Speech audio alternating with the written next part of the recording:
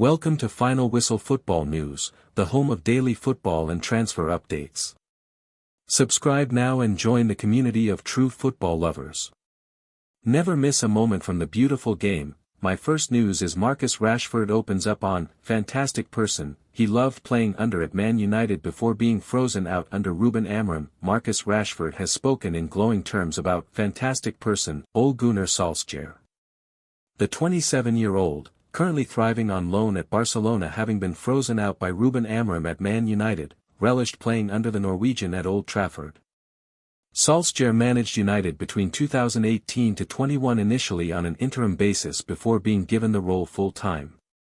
It ended in tears after he was sacked in November 2021 following one win in 7 games, but Rashford reflects on that time with fond memories of both his own form and the manager. Ole is a fantastic person, he told TV2. I loved playing under him. I can speak for many of the players at Manchester United when I say that we enjoyed playing for him.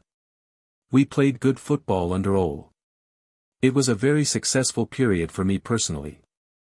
He is a fantastic person, and I don't have a bad word to say about him. Rashford scored 22 goals in 44 games in the 2019-20 season under Solskjaer, who was one of the few Man United managers to squeeze the best out of the forward. Under Solskjaer, United managed to finish in the Champions League places twice and also reached the Europa League final, albeit suffering a defeat by Villarreal. Rashford is well placed to comment on United bosses having played under 8 different managers at his boyhood club. Asked if he keeps in contact with the former Besiktas and Molde boss, he replied, "Yes, from time to time, but it's been a while now." Rashford suffered a huge drop in form under Erik ten Hag and then Amorim last season before being shipped out on loan to Aston Villa where he began to find some form again. He was then a member of the so-called bomb squad in the summer of frozen out players who United wanted to move on. Rashford eventually joined Barcelona on a season-long loan deal with the option to make it permanent next year for £30 million. The change of scene has worked wonders for Rashford and he is looking like the confidence has returned under Hansi Flick. He provided an assist in last weekend's El Clasico defeat by Real Madrid, meaning he has 10 goal contributions in his last 10 games. His 4 goals and 3 Champions League appearances have caught the eye, while 1 goal and 5 assists in La Liga will give Flick a selection headache when Rafinha is fully fit again. Solskjaer, meanwhile, is currently out of work having been sacked by Besiktas in August after being knocked out of the UEFA Conference League playoff round against Lausanne-Sport. My second news is, does Lionel Messi speak English? Inter Miami star sits down for NBC interview with Tom Llamas in Spanish. Lionel Messi's arrival at Inter Miami has triggered a tidal wave of excitement in the United States and in Major League Soccer in 2023.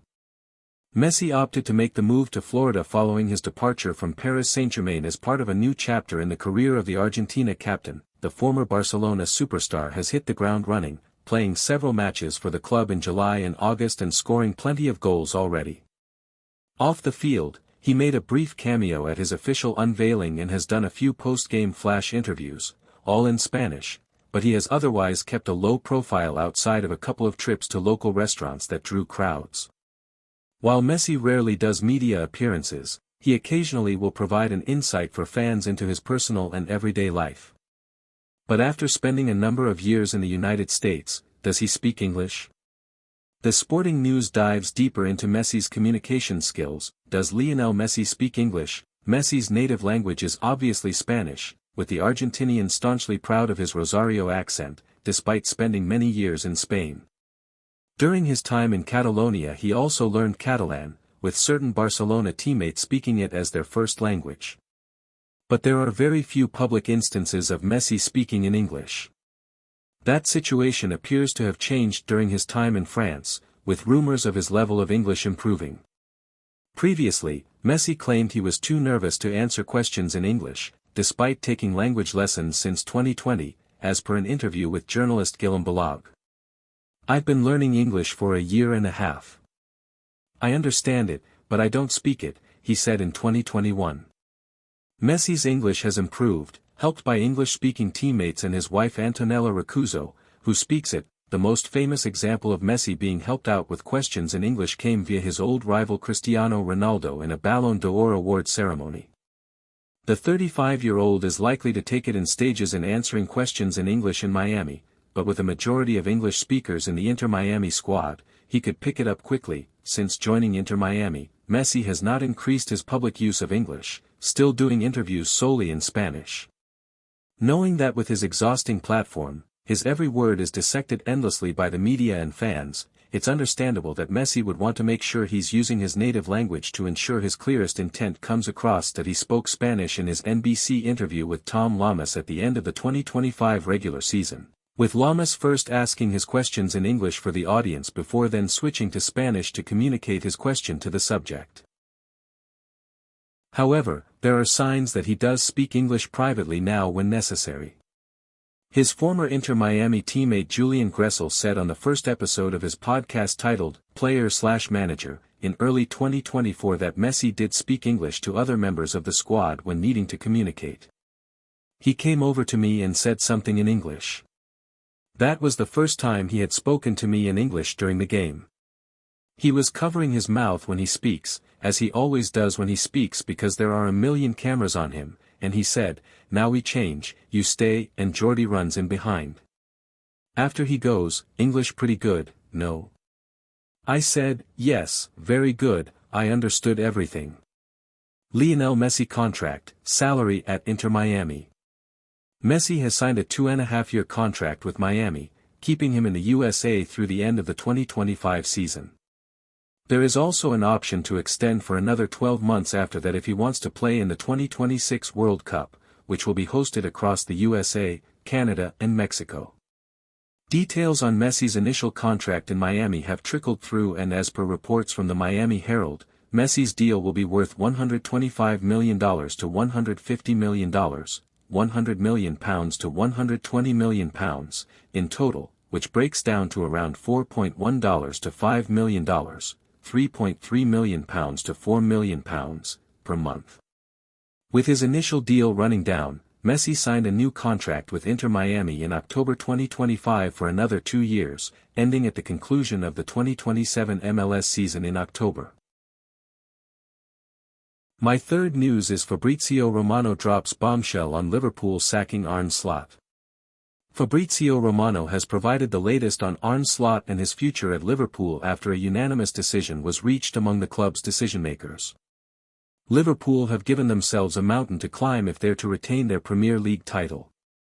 A 7-point gap to Arsenal has opened up, and with 3/4 of the season to go, that ordinarily wouldn't be a problem. However, the table toppers are no ordinary team. Arsenal need just 1 goal each week to all but guarantee 3 points. Liverpool need miracles, and even then, it's often not enough. 4 successive league defeats and an inability to defend set pieces, defend long balls, and break down low blocks have piled pressure on Arne Slot. There have been murmurings of the Dutchman's position being under threat, while some have even suggested Jurgen Klopp is ready to return if the axe is swung. Whether you think it's fair or otherwise, the spotlight is on Slot right now.